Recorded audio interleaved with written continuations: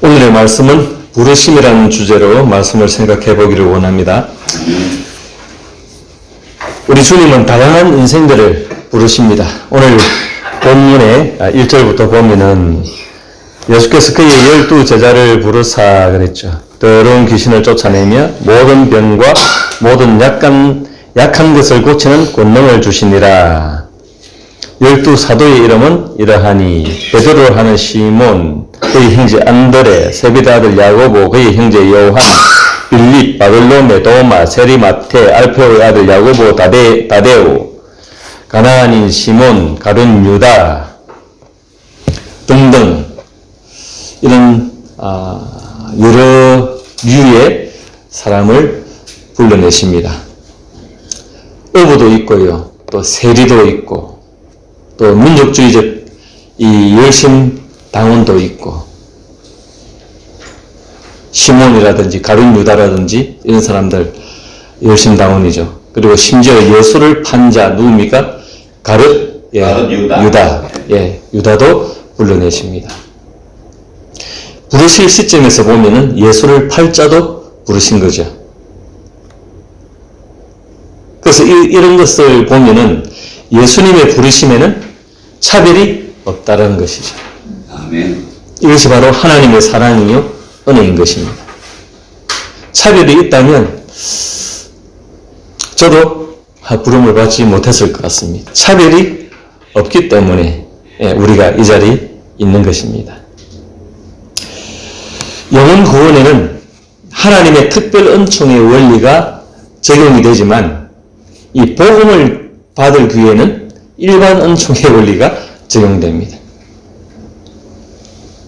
모든 자에게 복음을 들을 기회를 주시는 거죠.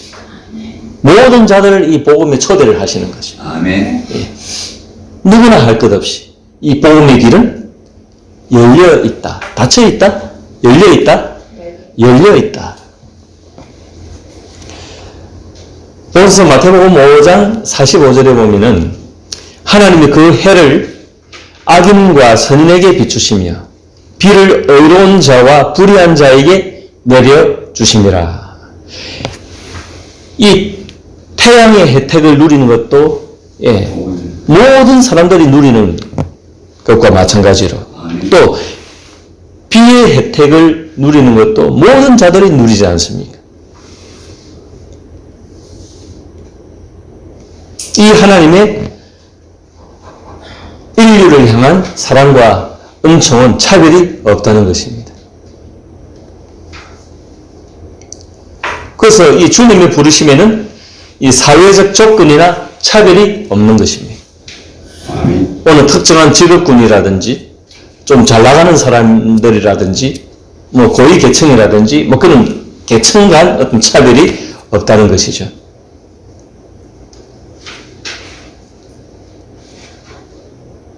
그러므로 주의 부르심은 신비에 속한 것이요 신적 은총이요 신의 택하심입니다.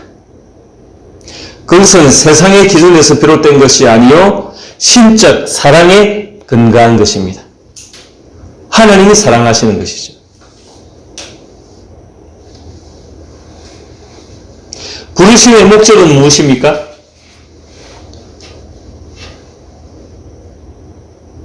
본문 1절에 다시 보면은 제자를 부르사 그랬죠. 제자를 부르사.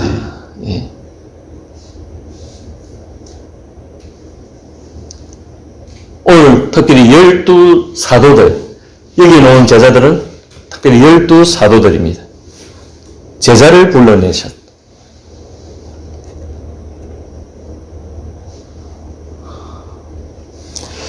그리고 이 부르심의 주도권이 누구에게 있나를 우리는 항상 염두에 두어야 하겠습니다.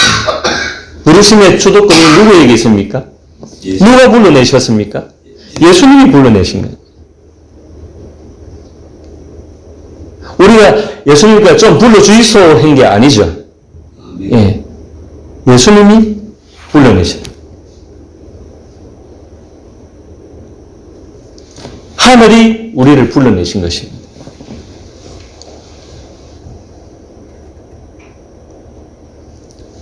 그 부르심의 주체가 예수 그리스도입니다.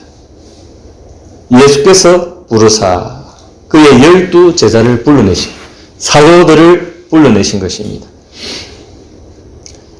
소위 콜링이라고 하는데 이 부르심에 대한 그런 의식이 늘 우리에게 있어야 할 것입니다. 이 부르심을 망각하면 어떻게 되겠습니까? 이 부르심을 잊어버리면 우리가 어떻게 되겠습니까? 그 불러내신 주체도 잊어버릴 것이고 그 불러내신 주체의 목적도 잊어버릴 것이고 그냥 제멋대로 살아가게 되는 것이겠죠. 그래서 항상 우리는 어디로 회개해야 된다? 이 부르심으로, 하늘의 부르심으로, 예수 그리스도의 부르심으로 회개해야 된다. 내가 일딱선을 타고 잘못 걸었다 할지라도 항상 수정하고 고쳐야 하는 것입니다. 하늘이 나를 불러내셨지. 그래서 우리는 어디에 속한 사람이라고요? 땅에 속한 사람이 아니라 하늘에 속한 사람입니다. 우리는 하늘을 보고 살아야 되는 사람입니다. 하늘에 소망을 둔 사람들입니다.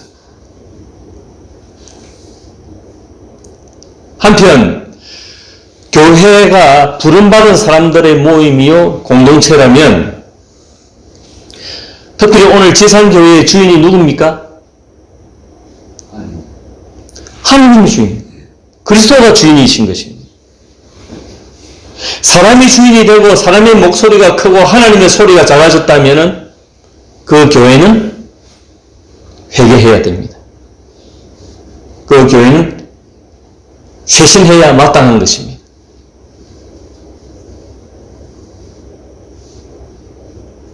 교회라고 하는 것은 사람의 목소리보다 하나님의 목소리가 크셔야 되는 것입니다. 다시 말해 진리가 살아있어야 하는 것입니다. 말씀이 전하여져야 되는 것입니다. 그 말씀을 공유해야 되는 것입니다. 그 말씀에 순종해야 되는 것입니다. 그 말씀에 합당한 열매를 교회에 속한 자들이 맺어야 하는 것입니다. 아멘.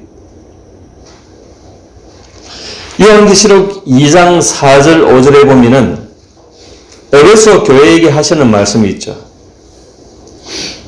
그러나 너를 책망할 것이 있나니 너의 처음 사랑을 버렸느니라. 그러므로 어디서 떨어졌는지를 생각하고 회개하여 처음 행위를 가지라. 만일 그리하지 아니하고 회개하지 아니하면 내가 네게 가서 네 촛대를 그 자리에서 옮기리라 그랬습니다. 여기서 촛대는 교회를 의미합니다. 아멘. 회개하여 처음 행위를 가지지 아니하면 교회를 옮겨버리겠다는 것입니다.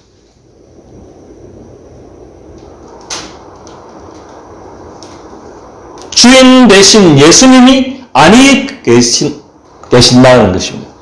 다른 데로 가셔버리면 아니 계시지 않습니까? 그 교회는 껍질밖에 남지 않은 교회라는 것입니다. 겁나는 말씀이죠. 아멘. 주인 대신 예수님이 있든지 말든지 교회는 우리 거니까 하면서 지지고 볶고 싸우면서 세상 법정에 송사를 하고 하는 그런 교회들이 부지 있습니다. 지금 이 현재 이 시각에도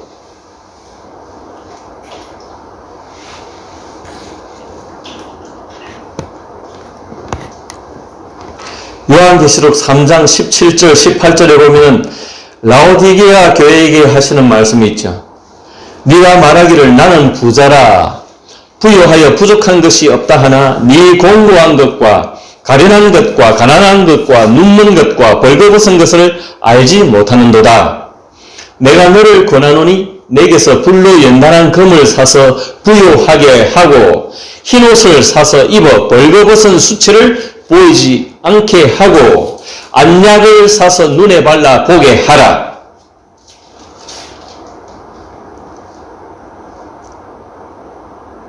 벌거벗은 줄도 모르고 자기는 부유하다, 부자다라고 하는 것입니다. 그래서 흰옷을 사서 입으라는 것입니다.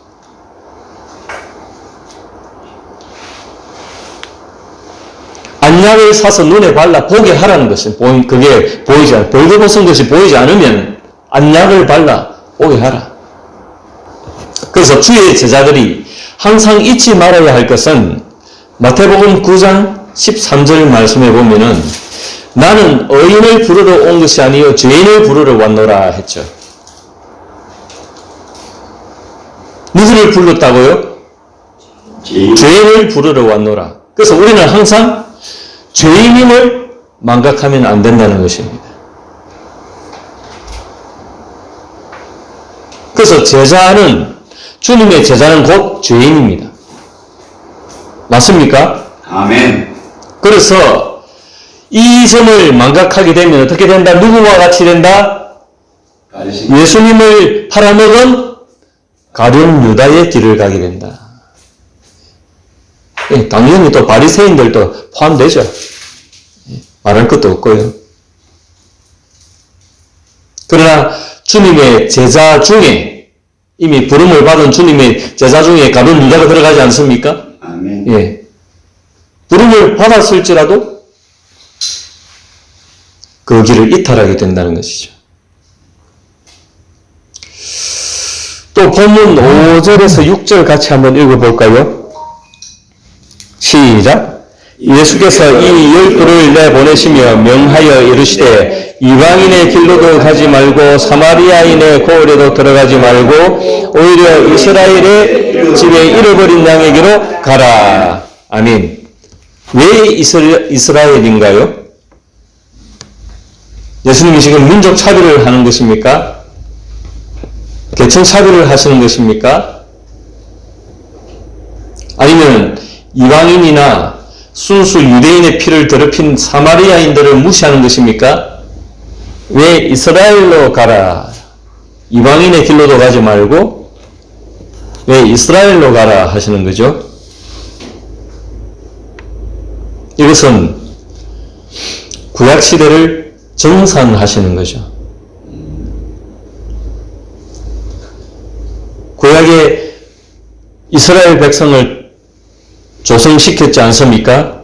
출애굽시켜가지고 광야를 지나가지고 요단강을 건너 가나안에 들어가게 하사 이스라엘 민족을 조성하셨지 않습니까? 예, 아멘. 그 이스라엘은 하나님의 택함받은 백성이거든요.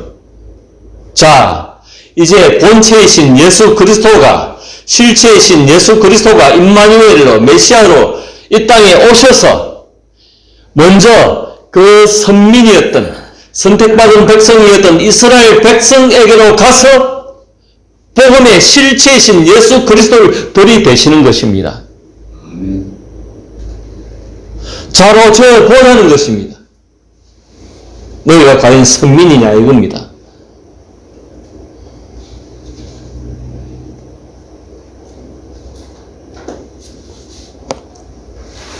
그래서 선민 이스라엘에 대해서 천국 복음 내지는 메시아 임마누엘 복음으로 총결산을 먼저 하시는 것이죠.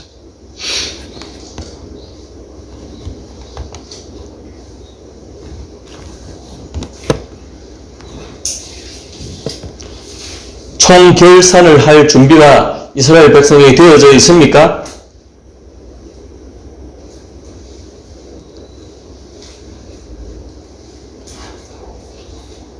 되지 못했습니다.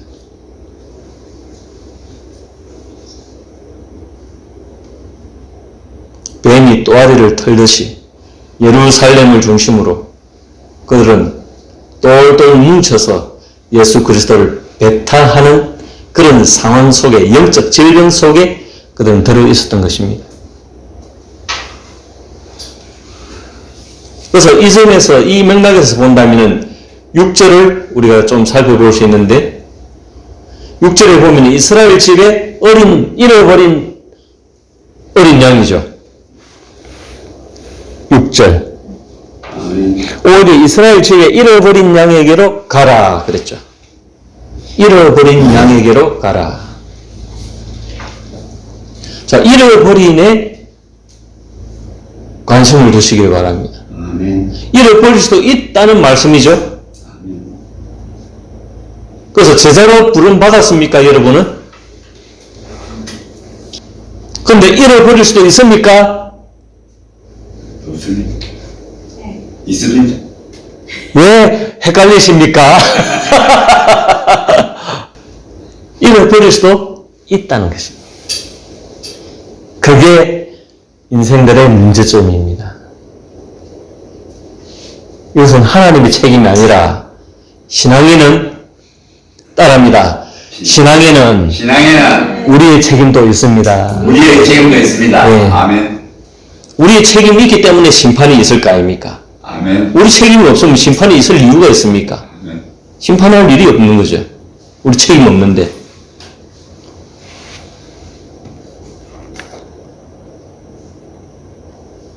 제가 억지를 부리는지 말씀을 통해서 한번 생각해 보기를 원합니다. 누가복음 15장에 보면은 안 찾으셔도 됩니다. 이거는 잃은 양이 있고 잃은 은전이 있고 드라크마 또 잃은 아들의 비유를 예수님이 말씀하십니다. 그래서 잃어버리는 그런 말씀을 하시는데 잃어버릴 수도 있다는 것입니다. 아멘. 자, 이건 찾아봅니다. 히브리서 6장 4절에서 6절. 네, 같이 읽습니다. 시작. 한번 빛을 받고 하늘의 은사를 맛보고 성령에 참여한 바 되고 하나님의 선한 말씀과 메시의 능력을 맛보고도 타락한 자들은 다시 새롭게 하여 회개하게 할 수 없나니 이는 그들이 하나님의 아들을 다시 십자가에 못 박아 드러내놓고 욕되게 함이라. 아멘.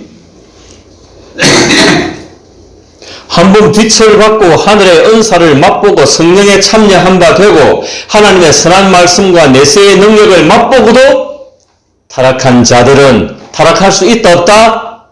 있습니다. 타락할 수 있다는 것입니다.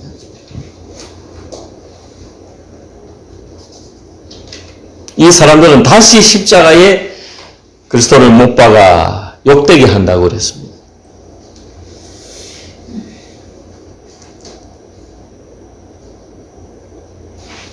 이것은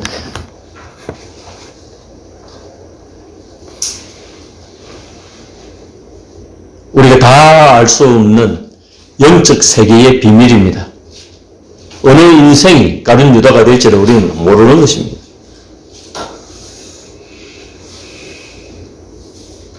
하나님만이 아시죠. 그리스도만이 가룟 유다가 자신을 파실 것을 아시는 것입니다. 그래서 부름받은 사람들 중에는 타락할 자도 있다는 것입니다. 그래서 이렇게 정리하면 좋겠죠. 구원은 겸손하면 겸손을 할수록 더 확고해집니다. 아멘. 내가 구원받은 게 좀 의심스러울 때도 있겠죠. 아멘. 내가 하는 짓을 보면. 맞습니까? 아멘. 내가 내 자신을 보면 내가 구원받은 게 맞나 할 때가 있다는 거예요. 그러나 그럴수록 겸손할 필요가 있다는 거예요. 아멘. 겸손할수록 하나님의 구원은 우리에게 있어 더 확고해지는 것입니다. 그리고 자기 확신의 표현이 넘치면 넘칠수록 의심의 여지가 있는 거죠. 나는 귀신도 쫓아내고 주의 이름으로 모두 하고 선지자의 노릇도 하고 주의 이름으로 충성하였는데 하나님 나를 왜 모른다 하십니까? 그럴 수도 있다는 것입니다. 그래서 자기 확신의 소리가 크면 클수록 좀 의심해 볼 필요가 있다는 것입니다. 인생들은 그렇습니다. 그래서 겸손이 필요합니다. 그래서 하나님의 은혜가 어디에 담긴다? 겸손이 낮아지는 그릇에 담긴다는 것입니다. 하늘에 비가 떨어져 가지고 그 하늘의 비를 많이 저장할 수 있는 지면이 어디입니까? 바다입니다. 낮으면 낮을수록 많은 물을 담을 수 있듯이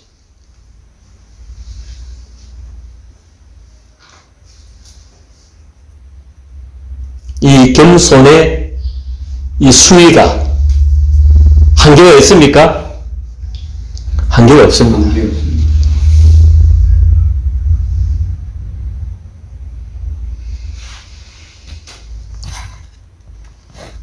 겸손히 하나님의 구원을 이루어 가시는 여러분 되시기 바랍니다. 아멘.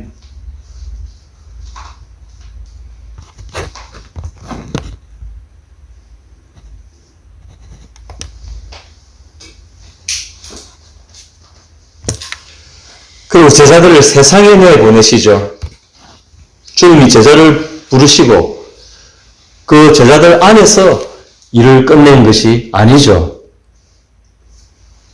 제자를 교육하시고는 세상에 내보내셨다는 거죠.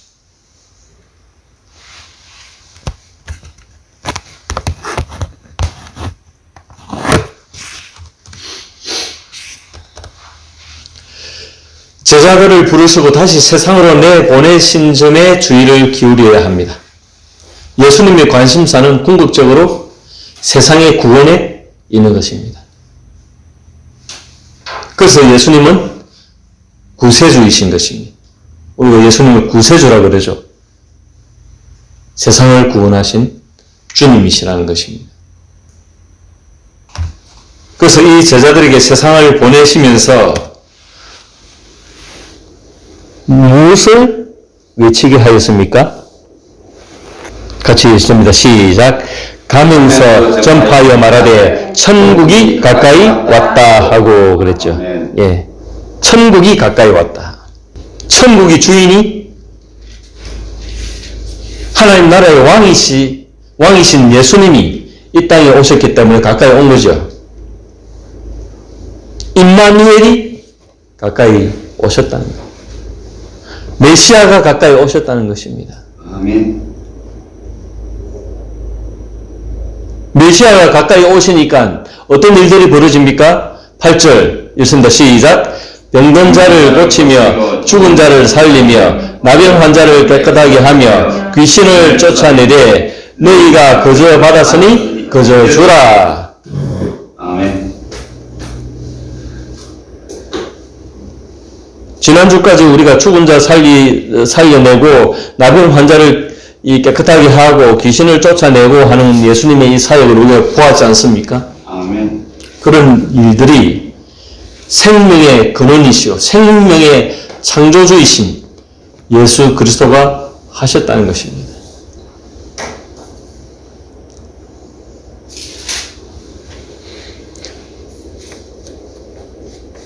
그래서 우리가 해야 될 일은, 부름받은 사람들이 해야 될 일은 세상에 나와서 이 천국 복음을 외치는 것입니다.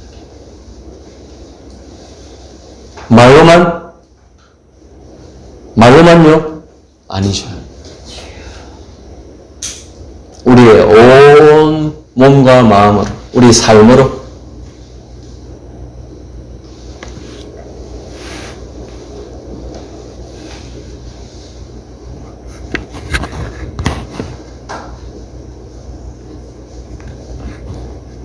그리고 복음의 사람들, 부름받은 사람들이 가져야 할 행동 강령을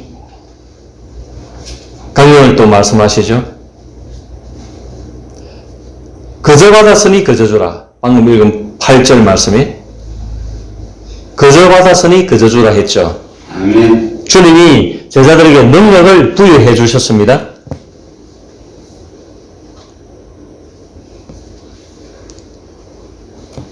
이걸 어떤 분들은 전문 용어로 impartation이라고 그러죠. 능력을 부여해 주셨습니다. 그런데 거저 받았으니 거저 주라 예수님이 말씀하신 이유가 있겠죠. 아멘. 왜 거저 받았으니 거저 주라고 말씀하셨을까요? 인간에게는 욕망이 있기 때문에 내가 받은 것을 주기 싫을 때가 있다는 것이. 아멘. 어떤 미운 놈한테 주기 싫다는 것이. 그리고 이 능력들을 가지고 돈벌이 수단으로 삼는 경우도 있겠죠. 아멘. 그래서 복음으로 돈벌이 하지 말라는 것이.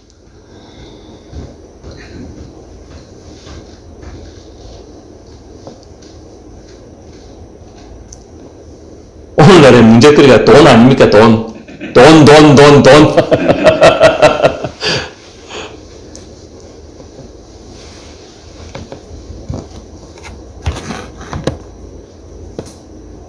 여러분, 오해하시면 안 됩니다. 이 설교석상에서 보통 이 말씀을 전할 때에 왜 돈은 좀 깊이 대상이다. 이런 느낌으로 우리 뉘앙스로 받을 수도 있고, 그렇게 전할 수도 있는데, 결코 그런 게 아니죠. 굉장히 우리의 삶에 돈이라고 하는 것은 중요한 것입니다. 아멘. 그런데 정말 또 이 돈은 위험하기도 한 것입니다. 그리고 돈은 아주 잘 다루어야 할 것입니다. 이게 잘 안 되면 인생이 어떻게 된다? 막말로 망쳐든. 예, 인생이 파산될 수도 있다. 예. 자, 주님이 허락하신 것이 있죠. 무엇을 챙길 수 있다? 예. 기껏 챙길 수 있는 것은 예, 먹을 것을 받는 것입니다.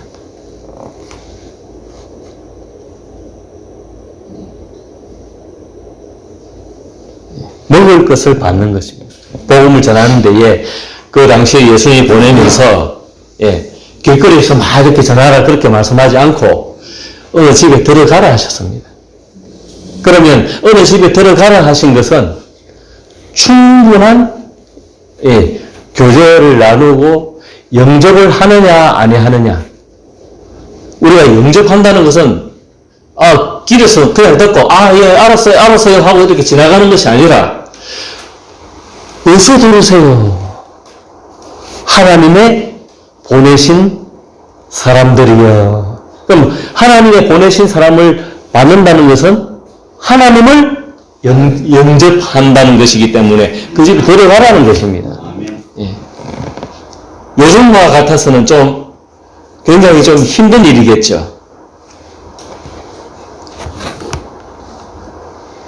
그래서 그 집에서 너희가 기대할 수 있는 것은 먹을 것을 받으라 하는 것입니다.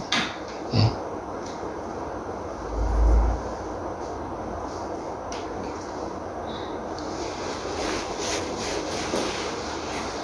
안 받는 사람도 있겠죠. 영접하지 않는 사람들.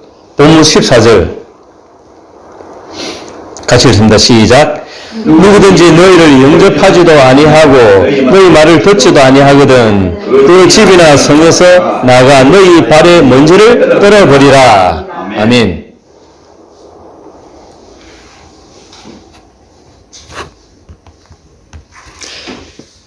발의 먼지를 떨어버린다. 그 당시 유대인들이 어떤 정결을 한 예식에 해당되는데 불결한 사람들이라는 거죠. 하나님의 이 복음, 천국 복음을 받지 않는 사람들은 하나님께로부터 버려진 자가 거룩함에서 제외된 자들이다. 그래서 발의 먼지를 떨어버리는 거죠. 그리고 또 다른 복음서에서 이렇게 말씀하시는 부분은 발의 먼지를 뜬다는 것은 하나님을 영접하지 않는, 천국 복음을 영접하지 않는 데 대한 하나의 증거로 삼는다고 말씀하셨거든요. 그래서 증거로, 그것을 증거로 해서 그 사람들에게 심판이 임한다는 거예요.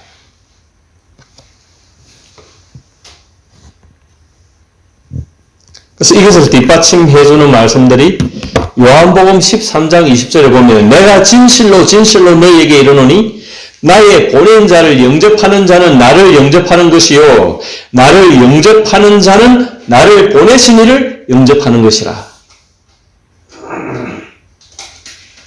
데살로니가 전서 4장 8절에 보면은 그러므로 저버리는 자는 사람을 저버림이 아니요 너희에게 그의 성령을 주신 하나님을 저버림이니라. 저버린다는 건 anyone who rejects this instruction, reject한 거부한다는 것이죠. 거절한다는 것입니다. 그러므로 저버리는 자는 거부하는 자들은 사람을 저버리는 것이 아니라 하나님을 거부하게 된다는 것입니다. 그래서 심판이 임하게 된다는 거죠. 아멘. 그래서 영접하지 않는 자들의 결말이 어떻습니까? 거부하는 자들의 결말이 어떻습니까? 본문 15절 같이 읽습니다. 시작. 내가 진실로 너희에게 이르노니 심판날에 소돔과 고모라 땅이 그 성보다 견디기 쉬우리라. 아멘. 무서운 심판이 임한다는. 아마 소돔과 고모라가 불로 심판을 받았죠. 아멘. 하늘에서 불과 유황이 떨어져 가지고 소돔과 고모라가 멸망을 당했습니다. 그 하나님의 심판을 받았죠. 그런데 차라리 소돔과 고모라 성이 더 견디기가 쉽다 하면은 복음을 거부한 자들의 이 심판날에 그날은 차가운 날이 되겠습니까? 뜨거운 날이 되겠습니까? 어마어마한 차원 날. 차가운 날? 뜨거운 날. 네, 뜨거운 날이죠. 소돔과 고모라가 뜨겁게 멸망을 받아 그보다 더 뜨거우니까 그렇게 되는 거죠.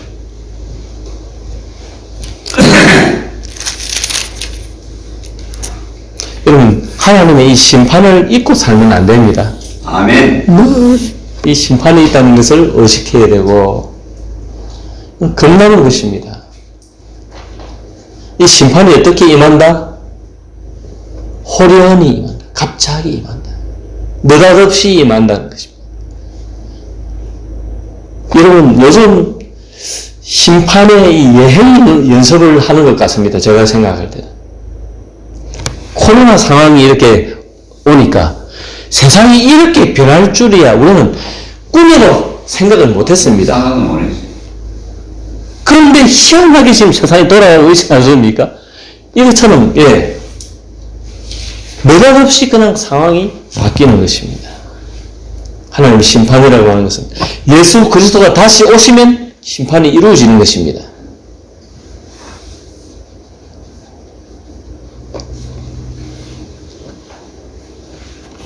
말씀을 정리하기를 원합니다. 여러분, 이 하나님의 부르심을 항상 잊지 마시길 바랍니다. 아멘. 우리는 하늘의 부르심을 받은 자, 나는 하나님의 부르심을 받은 사람이다 하는 이 의식을 잊지 마시기 바랍니다. 이걸 망각하면 곤란해지죠. 내 멋대로의 삶을 살게 되고 이 부르심이 합당한 삶을 살아서 하나님께 영광을 돌리되 나에게도 구원을 얻고 영생을 얻는 복으로 가는 그런 길을 걸으시는 복된 우리 모두가 되시기를 주님의 이름으로 축원드립니다. 아멘. 아멘.